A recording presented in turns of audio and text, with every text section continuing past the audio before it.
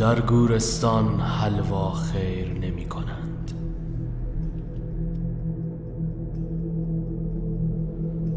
نوشته عباس سماکار.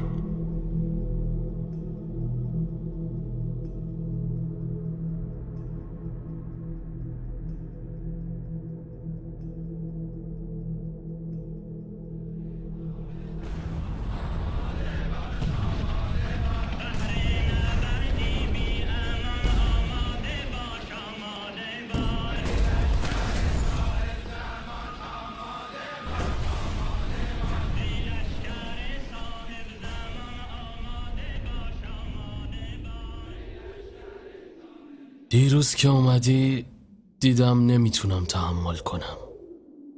بلند شدم، یه گیلاس ریختم و آوردم روبرود نشستم. گفتم میخوری؟ تعارفمو بی جواب گذاشتی و گفتی مادر خیلی ناراحته که تو رفتی. گفتم دست خودم نبود. خندیدی. خنده که نه، یه جور تغییر شکل تلخ تو عضله‌های کنار لب و چشم. همون جور که سرت پایین بود ابروتو بالا دادی و نگام کردی. آی که چقدر نگاهت سرده. گفتی چرا رنگت پریده؟ خودت میدونستی چرا. با این حال پرسیدی. دوباره گفتی نمیگی چرا رنگت پریده؟ گفتم مسخره نکن، خودت میدونی. گفتی نه مسخره نمی کنم، شایدم بدونم، ولی میخوام چیزی رو بگی که به مادر بگم، شاید آروم بشه. اون وقت فهمیدم با اینکه رنگ پوستم سفید و بیخونه بازم نیاز دارم گریه کنم. بعضی وقتا اینطوریه. گاهی معلوم نیست این سرما از کجا میاد. نگام میکنی و نمیدونی تو حضور سنگین این تلخی چه کنی. تو هوای غلیظ و سنگینی که من زندگی میکنم. اینجا خیلی چیزا شوم و ناراحت کننده است. اینجا خیلی تاریکه. خاک نمدار و فشرده‌ای داره. اینجا بچه‌هایی که کسی رو ندارن گریه‌های دلشوره آوری سر میدن. دیروز یه مار از کنار چشمم گذشت. بوی بدی میداد. مار جونور خوبی نیست. تو اونا رو نمیشناسی. وقتی حرکت چندشاورشو کنار گونت حس کنی میلرزی. حتی اگه حسم نداشته باشی باز میلرزی. نمیدونم چرا این چیزا رو برات تعریف میکنم. باور کن قصد ندارم ناراحتت کنم. اصلا دوست ندارم از زندگی خودم چیزی بگم. خواهش میکنم این چیزا رو به مادر نگو. فقط بهش بگو دوستش دارم. اگه رفتم دست خودم نبوده. از اون خواهش کن که منو ببخشه. گفتی مادر راضی نیست. اصلا هم آروم نمیگیره. شب و روز داره گریه میکنه. پسرشو از زمین و زمان میخواد. میگه تو بی‌عاطفه‌ای. بی‌عاطفه‌ای که اونو گذاشتی و رفتی دیگه. چشامو میبندم. باد تو خونه خاکی میپیچه. صدای مرگ همسایه ها توی گوشم طنین انداز میشه. طبل خالی ترس صدا میکنه. میگم به مادر بگو من اینجا میترسم و تنهام. چرا کمکم نمیاد؟ از تو توقعی ندارم، اما مادر چرا؟ بالاخره مادره. کمکم نمیکنه؟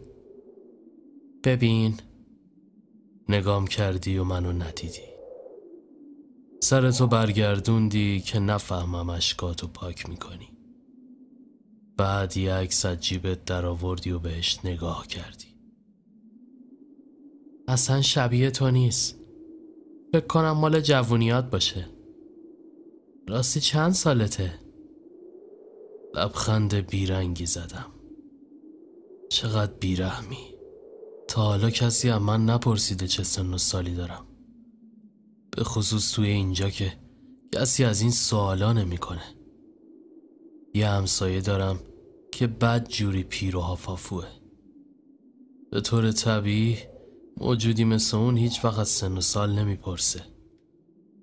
از خونهش سوراخی به خونه من زد و گاه و بیگاه مثل عذاب روح مزاحمم میشه. شاید جاسوس باشه.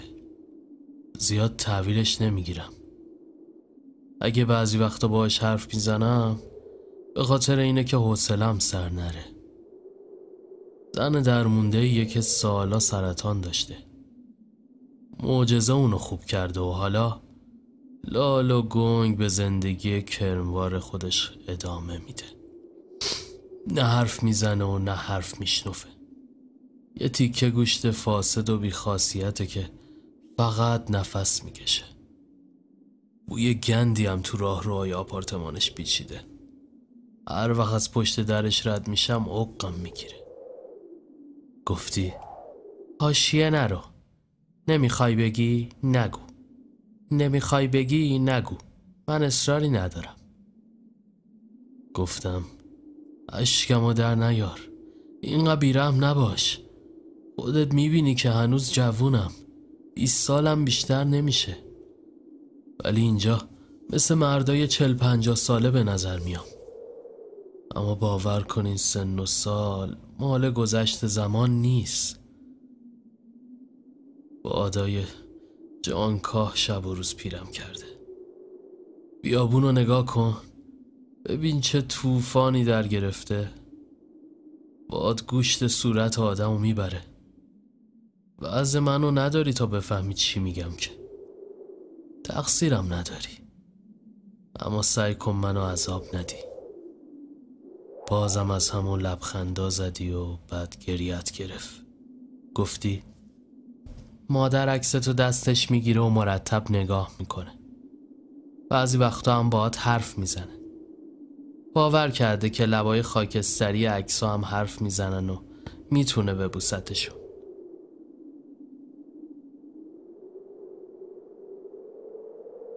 یه روز بردنش اونجا. میخواستن ازش راجع به تو سوال کنن. گفته بود اطلاعی نداره. تمام جونشو گشته بودن. عکس تو پیرهنش پیدا کردن. به التماس و گریه افتاده بود. زار زده بود. دلشون رحم اومد و عکسو بهش پس دادن. ولی چند تا سیلی محکم به صورتش زدن که دیگه پیش در و همسایه حرف نزنه. وقتی اومد خونه چند روز یه بند گریه کرد. نه واسه سیلیا یا تحقیرا و اینجور چیزا.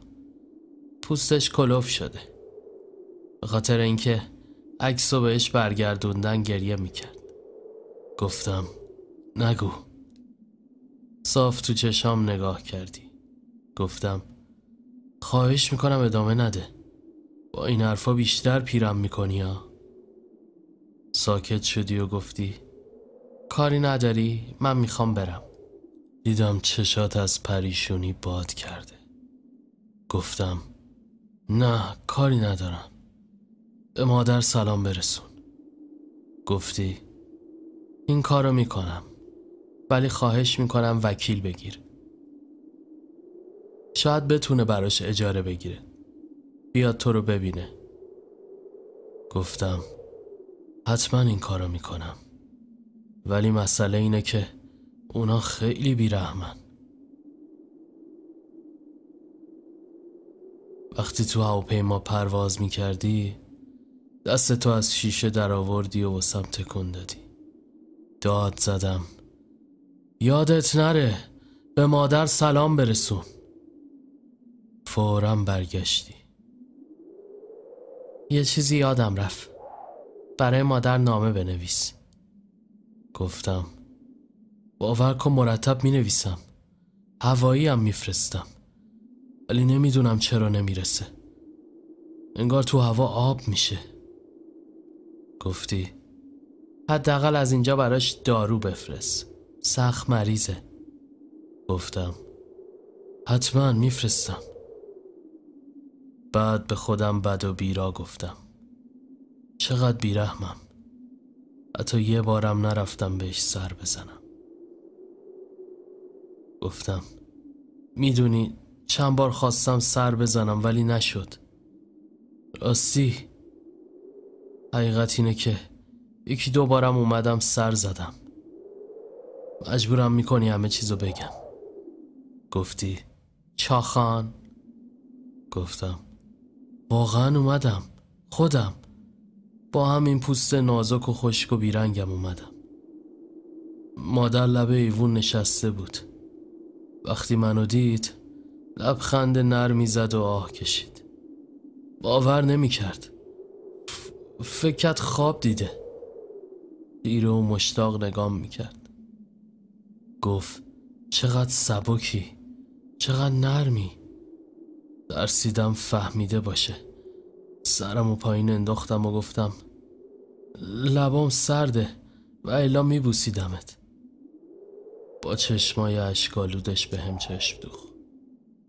گفت چرا رفتی؟ گفتم باور کن دست خودم نبود.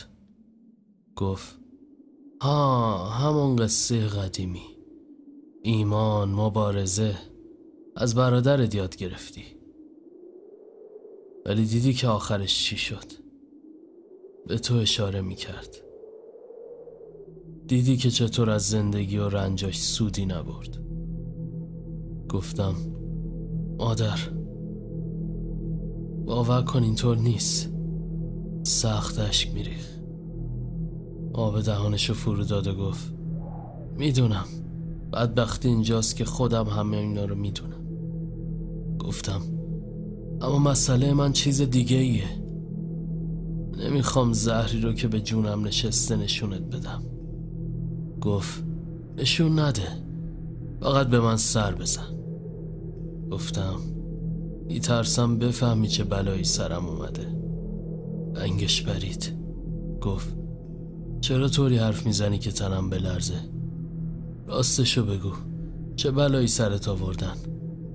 گفتم نمیتونم. گریه کرد. صدای گریهش هوا رو میشکست. اشکی که از چشماش بیرون میزد خونه و ایوونو تو آب فرو میبرد.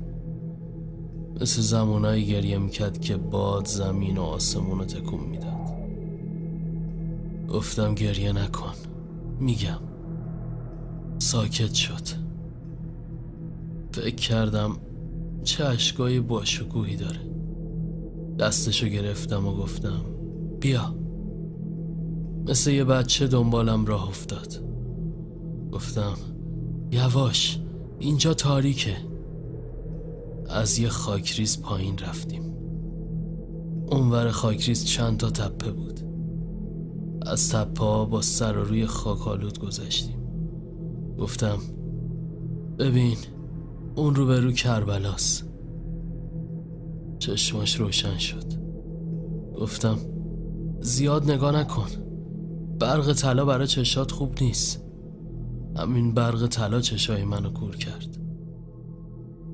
برگشت و با تعجب نگام کرد. گفتم گمان نکن که چشای من از اول کور بوده. مادر اون حرفا رو قبول نکن. برق طلا اونا رو کور کرده. شونه‌های استخونیمو گرفت و گفت چرا دیگه گوش به تنت نداری؟ تو گودیای تاریک جمجمم خیره شد. بعد جوری وحشت کرده بود. پرسید چه بلایی سرت آوردن؟ کی این کارو باهات کرده؟ چیزی از ماجرا بهش نگفتم. گفتم به خاطر وطنم و مبارزه رفتم. خواهش میکنم تو هم چیزی بهش نگو. بذار باور کنه که دشمن منو کشته. نزار بفهمه از پشت گلوله رو تو سرم خالی کردن. یه خواهش دیگه هم دارم. سعی کن اونو هرگز سر قبرم نیاری. میدونی ممکنه بفهمه. هر کس به قبرم نگاه کنه میفهمه که از پشت به من خنجر زدن.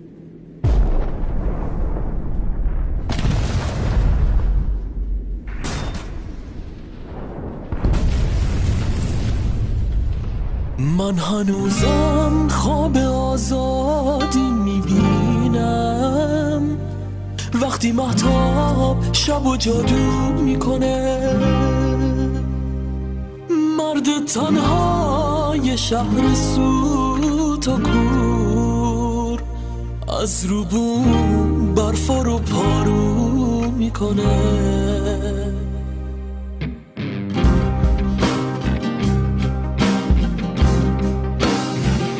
شعر من حادثه رو جار زده، شهر من شاعرشو دار زده. سنگ چی رو به سینه میزنی، پشت من تکیه به باد زده. واسه دل خستگی عادت نشد، کسی ناجی عدالت نشد. هر چقدر زندگی سخت گذشت ولی سر من خم به اطاعت نشد.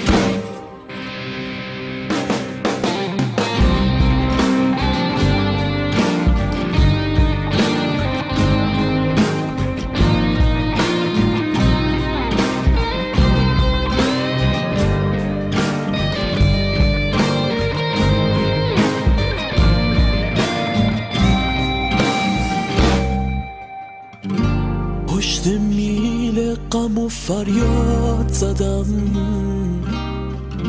سر رو بالشت خودم زار زدم. خواب من تا به ابد با برجاست، تن من مردم ما شعرم سر پاس.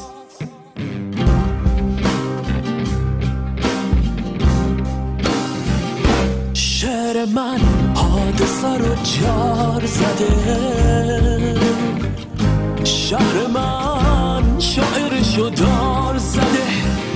سنگ چی رو به سینه میزنی، پشت من تکیه به باد زده. واسه دل خستگی عادت نشد، کسی ناجی عدالت نشد. هر چقدر زندگی سخت گذشت ولی سر من خم به اطاعت نشد.